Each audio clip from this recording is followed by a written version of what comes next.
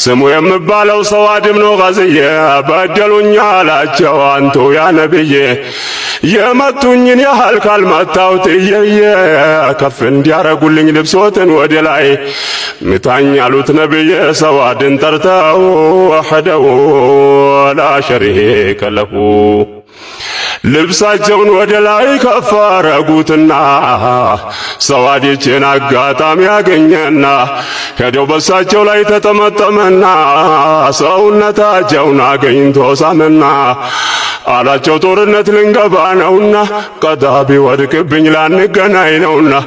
አውፍ በሉኝና ልሰናበቶት ነው ወህደው ላ ሸሪከ ለሁ